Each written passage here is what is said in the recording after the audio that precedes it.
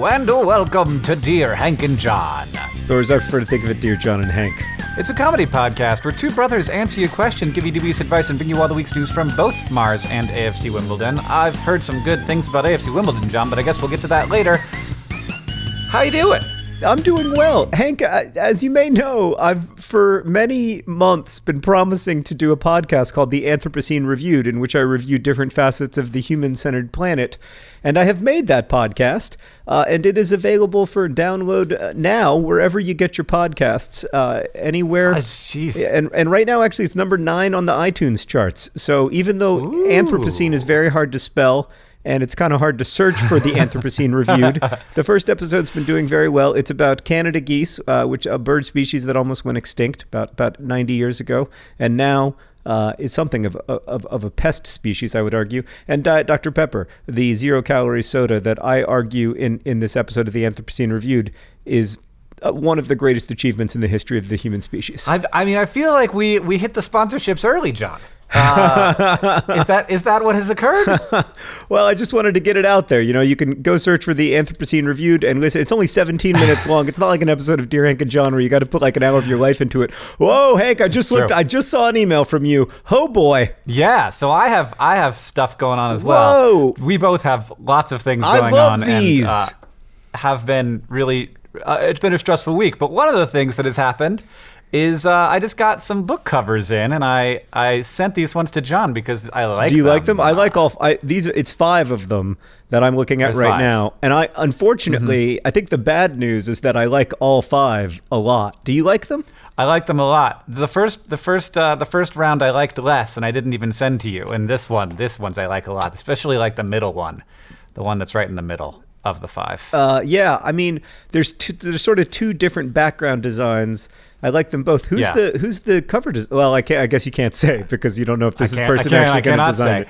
They won't tell me. The person is apparently very nervous to be working with me, so they won't tell me who the cover designer is. Are they like nervous because they know it's going to be so bad for their career to be associated with Hank Green? I think they're nervous because they know that I can be fairly opinionated about design. I don't know, actually. I like 1 more than I like 3, but I like all 5 of them, so that's good news. Yeah, one is a little bit too much contrast for my taste. I really like that we're just talking about the covers and no one can see them. Well, they'll eventually see one of the 5, probably. Actually, they'll probably see some different version of one of the 5 with some kind of pull quote on it. Well, Hank, I guess we've both now managed to insert some promo here in the first couple minutes of Dear Hank and John, but I'd just like to point out that you once again failed to say the name of your freaking book, which is an absolutely remarkable thing, available for pre-order now. It comes out September 25th, and it's great. Thank you, John, for being my promo fairy. I mean, I will be your hype man all day long. Let's answer some questions from our listeners. All right. This first question comes from Jade, who asks, Dear Hank and John, I am in high school, and we just had a get-to-know-me assignment. The questions were mostly things like, when's your birthday, and what's your future career plans? But one of the questions stumped me. The question was, what's your favorite thing on the internet right now? I don't really understand what this means, and so I was wondering, what is your favorite thing on the internet right now? There are many shades. Jade. That's a great question. Well, first, I gotta say that I feel like it's easier to answer what's my favorite thing on the internet right now than it is to answer what's my future career. I don't know what my future. I'm 37 years old and I don't know what my future career plans are. I think I'm just going to be a professional reviewer of Diet Dr. Pepper from here on out. I think that's it. Yeah, I mean, this is good plans, John. Yeah, I mean, I agree. I think what's your favorite thing on the internet right now is a little bit of a difficult question right now on the internet, but I do still have lots of favorite things on the internet. You know, Hank knows what my favorite thing on the internet is right now because it's affecting his algorithmically generated YouTube view suggestions because we have the same YouTube login. My favorite thing on the internet right now is... Can I tell the people what it is? Can I make a guess? Yes. Is it some guy playing Football Manager? It's not just some guy playing Football Manager. It's Dr. Benji FM playing Football Manager, and he plays as like a 7th tier team called the river in London, Thames. The Thames, yeah. The Thames River. He Rosianna literally just booed from the next door. He plays as like a 7th tier soccer team, and he's trying to like make his way up through the league. And there are all these characters involved. Like there's a guy who reports on the progress of the team called Ben Sports News, and they're all played by like thinly disguised versions of him. And when he's talking on the phone, he's using his television remote control, and he's just hilarious. And also, I am deeply involved in the life of this imaginary 7th tier football team. So that's my favorite thing on the internet right now. Hank, what's your favorite thing? I mean, I'm looking at my YouTube view history right now, and it would appear that my favorite thing on the internet right now is either animatics of podcasts, including my own podcast. Thank you to Vegetos for making those. And or Ants Canada, which is an ant YouTube channel where the guy has ants and he takes care of his ants. It's real good. Oh, is it like the Marble Olympics? Like, do you get involved in the lives of the ants as characters? Yeah, no, there are a bunch of different nations of ants because he's got different tanks, and they have a whole sort of like area, and you know, it could be difficult, the life of an ant keeper, and this guy's just really into it and has his own ant farm business, and he also separately has a very popular like parody music video career under the channel Mikey Bustos. So if you've ever heard of Mikey Bustos, he also has an ant channel, and his ant channel is one of my just like, oh yes, this is exactly what YouTube is for. That's great. I love that there are ant channel creators out there. I love the Marble Olympics. I love Dr. Benji FM. I'm just glad that there are still so many weird and beautiful things in the world. Speaking of which, before we get off this topic, there's just one other YouTube creator I want to highlight. She just hit 1 million subscribers. Do you watch Elle Mills, Hank? Oh yeah, of course I watch Elle Mills. She's like, she's completely taken video blogging to a whole new level that I didn't know was possible. She really has. She just hit 1 million subscribers, and she threw herself a full-blown high school graduation in which she graduated from irrelevancy. And at the end of the video, she gives like the valedictorian speech as the only graduate from irrelevancy in the audience, and the audience is like her sister, her brother, one of her friends, and her mom. Well, good. Oh my God, it's magical. It's just hilarious. Oh my God, going through my YouTube watch history is just a whole. It's an adventure of the last weeks of my life. The places my brain was, and then occasionally where your brain was, and me being like, why on earth were you watching this, John? It's a fun thing that you and I can spend some time looking at what each other watches, and it also keeps me from watching things that are exceptionally embarrassing because I know that you will notice. That's right. So Hank only occasionally watches recaps of Vanderpump Rules. Our next question comes from Annie, who writes, I'm just kidding. That's not anything to be embarrassed about. All right, this next question comes from Annie, who writes, Dear John and Hank, my mom is insisting that I attend the senior prom. However, I have no one to go with since all of my friends are already in well-established relationships with a significant other. Should I pretend to go to the prom and then sneak off and spend the night alone in a nearby Target? Or should I come up with a devious plot to break up one of the pairs of my friends? Oh. Annie, I mean, that is a false dichotomy. Because for one thing, you can do both. You could definitely do both. You could definitely both break up your friends and go spend a way too much time inside of a Target. I don't know that you want to do either of those things. I definitely had some of my most fun times as a person who was not going to prom with another person. You went to prom like by yourself? Yeah, well, I didn't go by myself. I went with other people, but I was not part of a couple. Well, I went to prom. My high school did not have a prom, but I did go to 2 different high school proms with dates. But both those dates were friends, yes. Not girlfriends. Although one of them I did kiss, and she went on to become like a professional trumpet player. But that is a different story. Does that like make it a better kiss? I'm just telling you what happened. But like, so anyway, is there like a professionalism to the kiss of a trumpet player that you do not get with just a normal kiss? Because a trumpet player has developed a whole new set of muscles and skills with regard to lip fitness. I think it was their first French kiss is my answer to your question. So I don't. Is it? It's not gonna. It wasn't. I mean, was it gonna like win an Academy Award? No. But also, I mean, was I in a position to criticize? Also, no. So it was just a couple of kids doing their best. That's all I'm gonna say about it. We're gonna move on. I'm sorry I even brought it up. It's not relevant to your situation, Annie.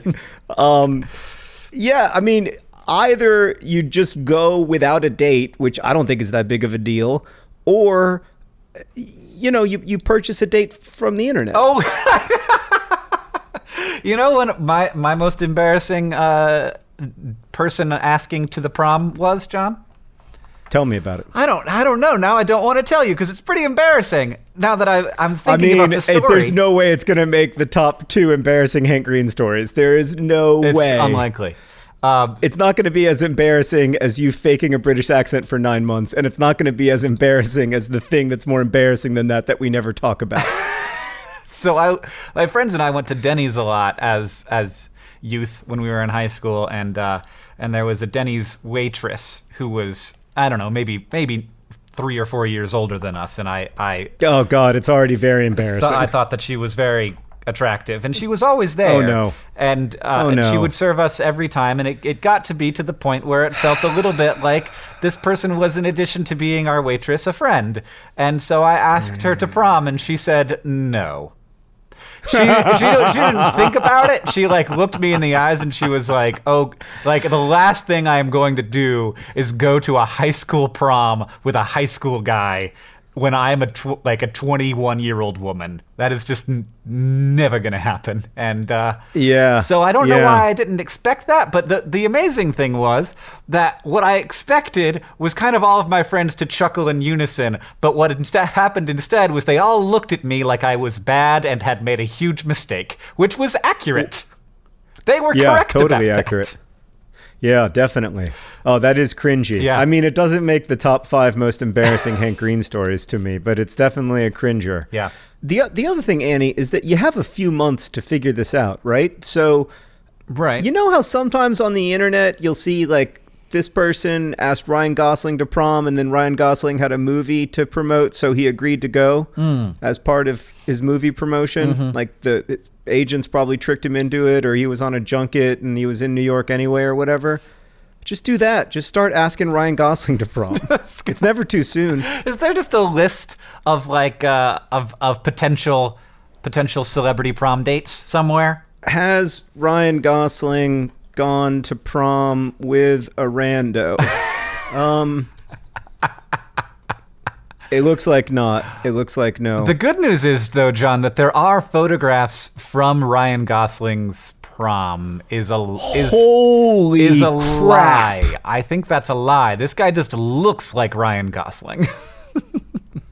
Annie, if I've learned anything from watching a lot of 80s high school movies, it's that this is going to work itself out. It's only February. You have so many twists and roundabouts between now and prom that everything is going to work out. Right? Isn't prom in April usually? I could not have stored that information in my brain that long. It's just never going to have happened. It's all going to work out, Annie. Don't worry. Everything's going to be fine. And I will say, Annie, you are used to hanging out with couples, as being friends with couples, and you will just do that again, but in nicer clothes. With punch, it'll be great. It'll be fine.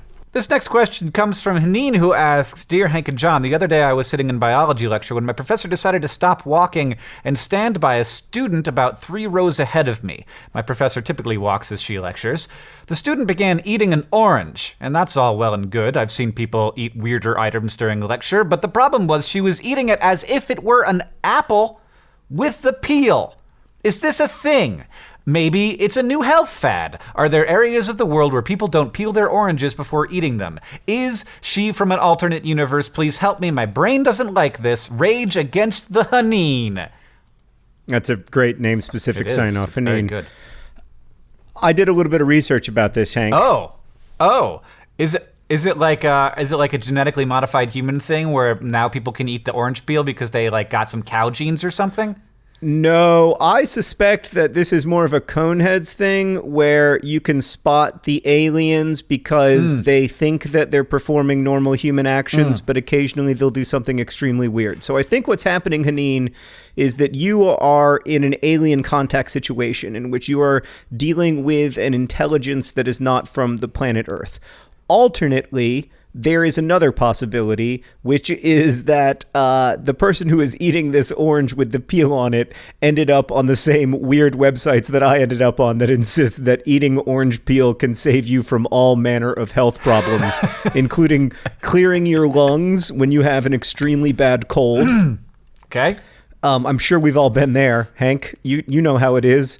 A little bit of vitamin C, one whole peel of an orange, and you feel better almost instantaneously. And there are a number of other health benefits that are touted with orange peels. However, the United States agriculture part of the government, I don't know what they're called. The USDA. Haneen, I didn't Google this extensively. The USDA had a couple of concerns. One, you don't really know what's on that orange peel. A lot of times it's chemicals, and maybe chemicals that you don't want to consume. And two, eating orange peel can be very difficult to digest, which can cause diarrhea. Sure. You might have some orange peel diarrhea. Basically, I don't recommend eating orange peels. John, there has to be a way to tell the difference between a health nut who is confused about the benefits of orange peels and a space alien who doesn't understand how fruits work.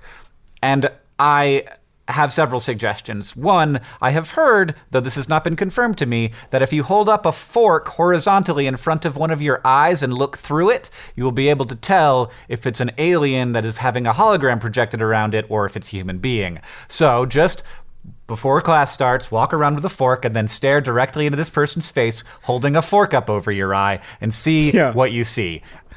That's a good idea. And then we'll get a question from that person who's like, "Dear John and Hank." Every day before class. And then secondarily, just make friends. Because ultimately, like, either you're going to make friends with somebody and you're going to discover that they're not an alien, or you will be friends with an alien. Right. Both are great outcomes. Both are great outcomes. All right, Hank, this next question comes from Jenna, and it's one that I feel that I need answered because now I have a new apocalyptic worry. She writes, "Dear John and Hank, I was wondering what would happen if all the plants just ceased to exist. Would we then die too because there would be no oxygen? Tuataras and kiwis, Jenna." Now, Hank, before you get into the answer, I just want to point out to Jenna, because I believe that she is probably from New Zealand based on her sign-off, that the plural of tuatara is tuatara. So it's tuatara and kiwis. I apologize for being pedantic. Now, Hank, would we all die if all of the plants just ceased to exist? We definitely would die if all of the plants ceased to exist, but we would die... How long? ...of starvation way before we died of suffocation. So there's a lot of oxygen in the atmosphere, and while it is always being replenished, like the stuff that we are consuming is being regenerated, it would take... If it were just humans, on the order of like 1,000 years to consume all the oxygen. So if we were able to like suck it out and store it and then put it in tanks, we could live a pretty long time. Of course, most of the oxygen on Earth is consumed by things that aren't humans, including non-biological processes like oxidation, general like fires and stuff. But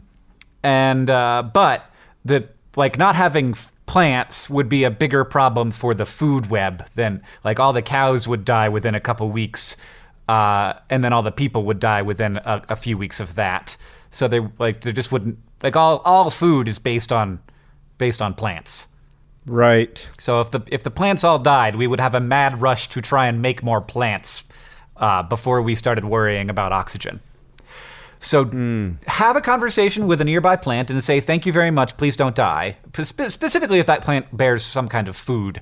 So like grass, not so much, that can all die, but like if you got a weird orange tree where the super nutritious orange peels, you want to stick around for that one and say thank you very much for the weird, creepy alien sustenance. All right. I mean, that makes me feel a little bit better because I feel like probably all the plants won't die all at once. It seems very unlikely.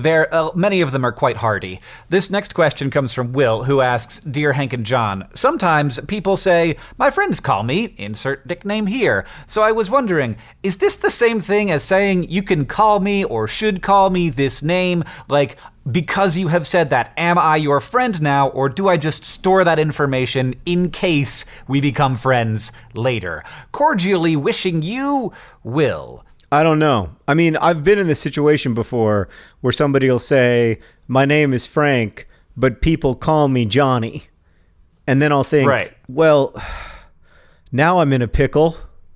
Why did you even tell me about Frank? Why is Frank even, if that, like, I don't want to know, like, what your parents named you. I want to know what to call you. Frank, Will, Johnny, whatever it was. Also, what percentage of people call you Johnny? Is it everybody? Yeah. Is it some people? Is it a name that you're like, you had to use for a while because of a witness protection thing, but now you're going back to your old name and you're trying to make a bridge? I need more information. I need to say, here's what you should say. You should say, my name is Frank, but you can call me Johnny. It's still weird. I don't know. That's weird. That's extra weird because it's like, wait, is that just so you'll remember me? Or are you trying to like give me false information so that maybe in the future I won't be... So when the private investigator comes to your house and says, hey, do you know a guy named Frank? You'll think, no, I don't know any Frank. I do know a guy named Johnny. Yeah, and they'll be completely incognito. He's a spy, is what you're saying. Possible. I don't think there are any spies named Frank or Johnny. You know, there's a weird thing when you are maybe moving to a new place, or you're going off to school, or you're starting a new job. You could kind of change your name. Like, you could just be, and I've had friends who have done this, and it feels kind of inauthentic to the person. I've talked to them about it. I was like, oh, I didn't realize that your other friends called you Timothy instead of Tim. And then but you introduced yourself to all of us as Tim. And he's like, yeah. And it's always felt a little weird. And it's like, well, to us, it feels very normal. Like, you could totally do that. Right. It's a fascinating, like, I'm not saying you should. I'm just saying, like, that's a weird thing that we're capable of as humans. When we start a new thing, you could just be like, I've decided that my name's Cal. Right. Yeah, no, you can be... Slightly off topic, but I always liked the name Cal. It's nice. Yeah, that reminds me a little bit, Hank, of when I was in 6th grade. I went to a different middle school because I had just been bullied so much at my first middle school. And I decided I was going to give myself a nickname going into my new school that everyone would call me. But I also felt that I needed a nickname that seemed realistic given my level of nerdiness. So okay. I like it. I like where we're going. I attempted to get people in this new school to call me Shrimp. It's amazing how similar a story I have to this. Do you really? I do. Wow. I do. And of course it completely failed, but also when you go to a new school and you say, my name's John, but people call me Shrimp, it doesn't work on every level. Like, it fails at doing all of the things that you want to do. What is your story? My story, so I went off to summer camp one year, and everybody at summer camp started calling me Bug, which is a shrimp is basically a bug that lives in the water. Yeah, it's an ocean bug. And it's an ocean bug. And also in lakes, though, there are freshwater shrimp. Oh my God, it really is the like Pet Ants episode of Dear Hank and John. So I came back from summer camp, and then I was going back to school, and I was like, I would like everyone to keep calling me Bug because I thought it was fun and it was cute and I liked it, and like it felt very supportive and like a normal thing to be called Bug. And so I started to sort of seed the water with Bug and tell people that like they could call me, and then immediately it became like a term of abuse.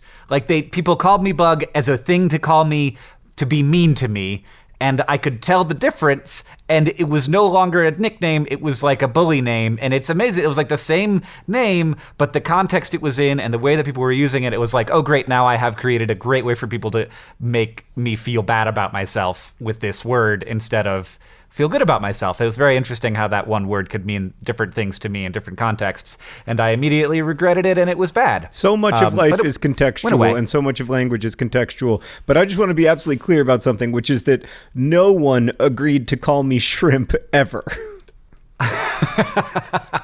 Like I couldn't even get that to catch on. Maybe that's better. Yeah, maybe. But what you got to say, if you want somebody to call you a nickname, you got to, because we have a guy in our office named Tuna.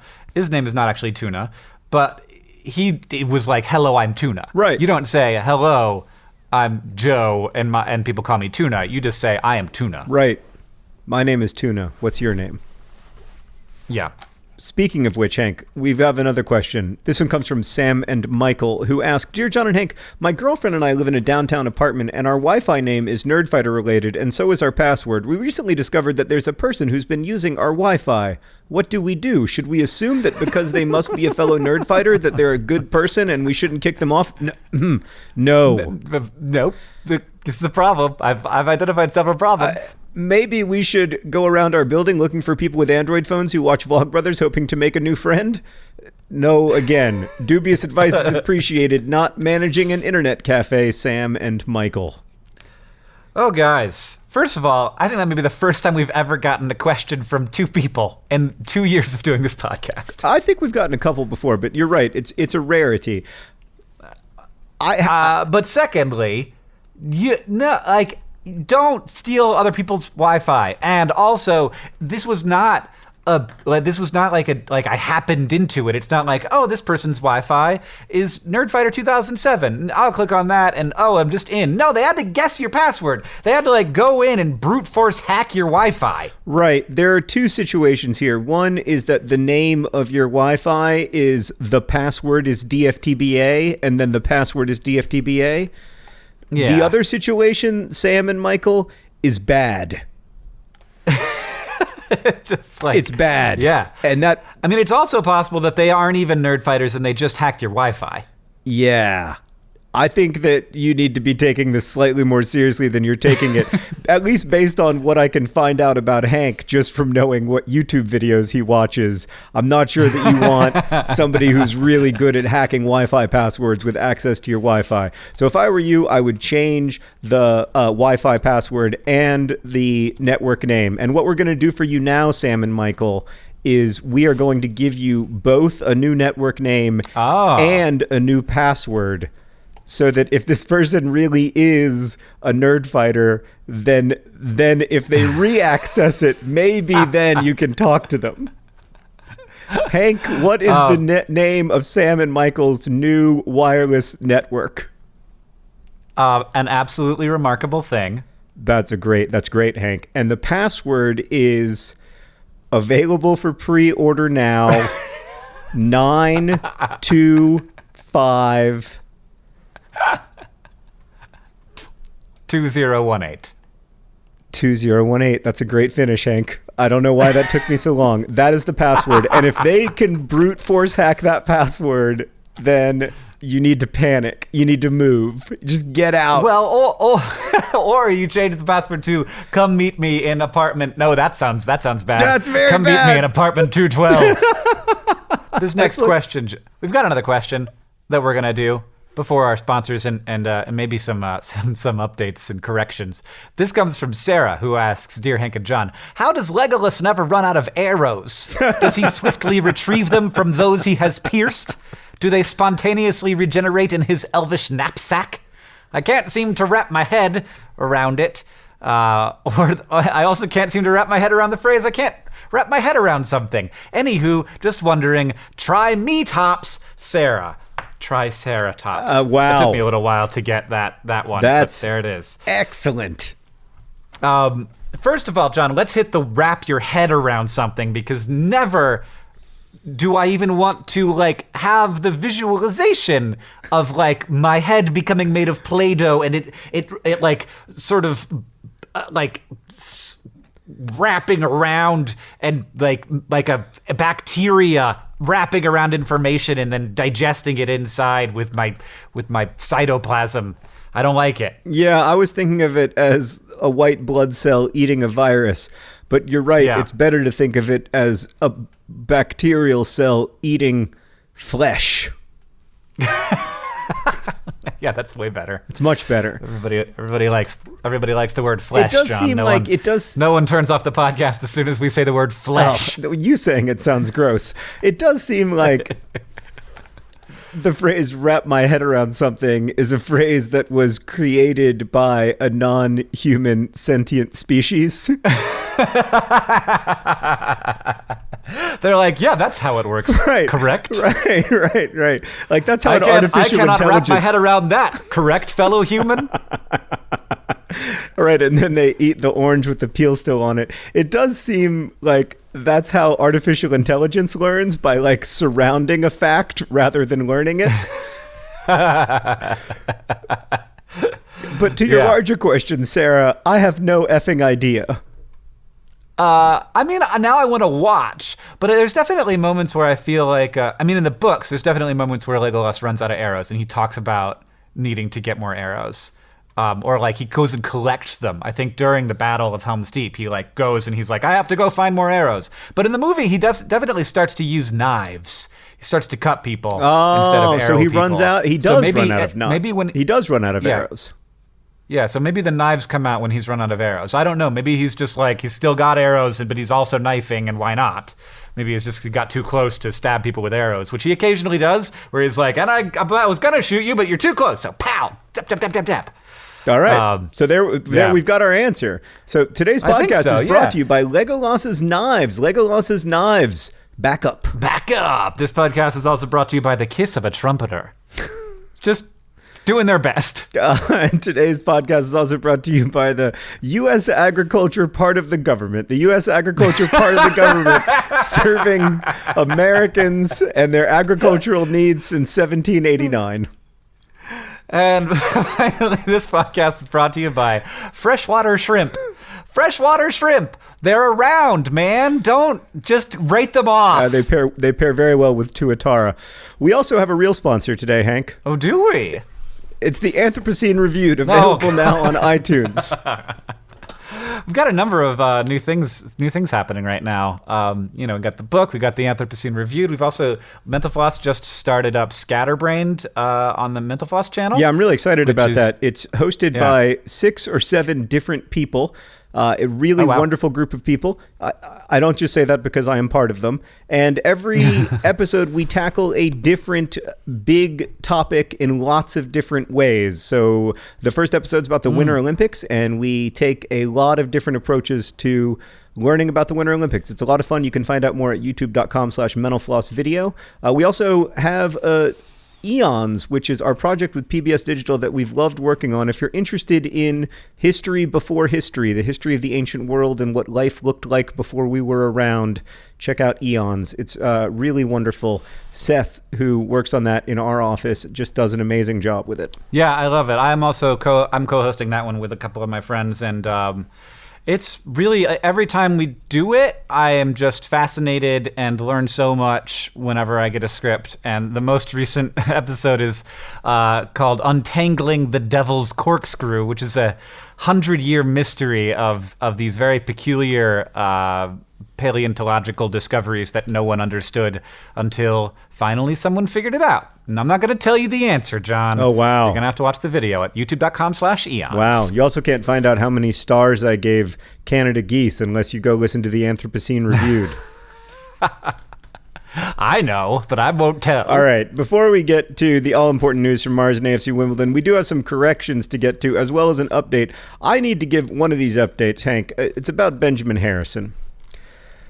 Okay, Hank, Benjamin Harrison, the president? He was the president of the United States, and I understand him to have obviously and inarguably been America's most important president. And I want to apologize to all of the Benjamin Harrison fans out there, especially those who know me in real life, because I live very close to the Benjamin Harrison home, and Benjamin Harrison's last and final resting place, and I want to apologize to everyone on Earth and all the Benjamin Harrison fans out there. I made a big mistake not correcting Hank when he said that Benjamin Harrison was the least famous U.S. president. Also, Liam passed along to us a Sporkle quiz on U.S. presidents that gives us scientific evidence that Benjamin Harrison is not the least well-known of the U.S. presidents. The least well-known of the U.S. presidents is, wait for it. I do not believe it. I do not believe it. Benjamin Harrison is 30th. He's not even in the bottom 10. Yeah. The least famous... It's Rutherford B. Hayes. Rutherford B. Hayes, who, by the way, I also have a connection to. He and I both attended Kenyon College, although I believe he did not graduate. Well, he had other stuff to do. Yeah. It was the 1870s. Yeah. Well, I guess it was before that because he was president in the 1870s. Unless he went right out of school and just got elected. Very unlikely. Yeah, I mean, I feel like I've heard of Rutherford B. Hayes. It's just like Rutherford B. Hayes and Millard Fillmore. Those names like stick in the brain because they're weird. Yeah. Yeah. But anyway, we'll put this list up on the Patreon so everybody can see, and you can see that whether you're a patron or not. You can see who the presidents that stick in people's brains most are, and that Benjamin Harrison is indeed doing just fine. Really, an incredibly successful president. So again, I am sorry to all of the Benjamin Harrison fanatics out there. I was wrong, and this is my third apology. I think it's going to be the last one, but if necessary, I will apologize again. Just keep hitting us with more reasons why Benjamin Harrison should be the official president of Dear Hank and John. We also got a letter from Miriam who gives us an extremely detailed breakdown of all of the different kinds of Girl Scout cookies and how it works. And boy, I tell you what, we not only are like Thin Mints different, but some of them are just straight up like not the same. So yeah, it is a whole world of variety out there for people who move from one part of the country to the next and say, "Where's my favorite Girl Scout cookie? You just don't have it." This person actually works at a Little Brown Baker Council, but there is a council right next to us that is an ABC bakery. So there you have it. And lastly, I just want to apologize to all of the people out there who were deeply offended by my saying that Joey was not an important member of the Friends cast. I am sorry that you did not get my joke. Hank, you will recall that just a few short weeks ago, AFC Wimbledon was languishing in the relegation zone, and things were looking very dark indeed. But that, Hank, that was before the arrival of the great Joe Pigott, who joined AFC Wimbledon here in the January transfer window from fifth-tier Maidstone United. I call him the Maidstonian Messi. He scored in his debut against Blackpool on January 20th. He scored a goal with his second touch of the ball as an AFC Wimbledon player. He scored in his very first game, and then AFC Wimbledon went to Bradford City away, who are currently fifth in the League One table, and we didn't just win, Hank. We scored 4 goals. Whoa! But Pigott didn't score any of those goals, right? No, not only did Pigott not score any of those goals, he didn't even play until the 75th minute. But the important thing is that since Joe Pigott has arrived, we've scored 6 goals and given up none, and we... Wow. Hank, AFC Wimbledon has not given up a goal in 2018 in a League One game. We did give up 3 goals to Tottenham in the FA Cup, but that's Tottenham. Sure. We have not given up a single goal in all of 2018. In fact, we already know now that we will not have given up a goal in all of January. It's amazing. So shout out to the defenders. Shout out to George Long, our goalkeeper, who's on loan, who's doing a fantastic job. Suddenly, Wimbledon find themselves... I mean, Hank, there's hardly any oxygen up here because we are in 16th place. See, we're so high up the table, there's less oxygen. It was a little bit... Yeah, I got there eventually. I know, it wasn't my best work. We're in You're basically on Mars. We're basically on Mars. We're in 16th place, and not that it matters, but if you have a look at the current relegation zone, Hank, you will see that the franchise currently plying its trade in Milton Keynes is in 21st. All right. The dawns are going up, and the franchise is going down. What's the news from Mars? The news from Mars, John. The Curiosity rover has spent an awful long time, 5 years now on Mars, driving around. And during that time, it's been driving from the base of this lake bed up an incline onto the side of Mount Sharp, this mountain.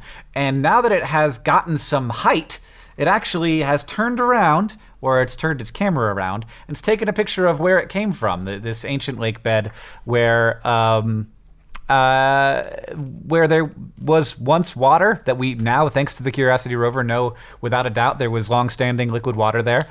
And it's beautiful, and I love it every time the Curiosity team decides to take a really high-res, large photo, especially panoramic photos. So we're going to put both a video that gives you sort of a panoramic view of what Curiosity rover is seeing, but also some of the still images on the Patreon. Everybody can see whether or not you're a patron. And, I mean, whenever I get a picture like this of the surface of Mars, it like makes it so clear that this alien world is out there in a way that I don't like I don't imagine when I'm just thinking about the science of Mars. But especially now that we have such high quality cameras on Mars on the Curiosity rover, it's able to take basically the exact same quality images if we had a professional photographer there. And it's just beautiful. It is a nice looking lake bed from the Vera Rubin Ridge as Curiosity. Basically, takes a little bit of time for to go to the, what do they call it, the overlook when you're driving along the highway. So it stopped at its overlook to take a nice, pretty picture, and also you can see in this video where the Curiosity rover landed, and also track some of its 5-year journey across the surface of Mars. That's pretty cool. I'm looking at the picture now. It's really beautiful. So we'll put that up on the Patreon, where you can also listen to the podcast we're about to record called This Week in Ryans. It's our incredibly stupid podcast that we make for people who subscribe to the Patreon. Thank you to everybody who does that and helps us out with the shows that we make at Complexly, Crash Course, SciShow, and the rest of them. And thanks to all of you for listening. Hank, what did we learn today? Oh, my goodness, John.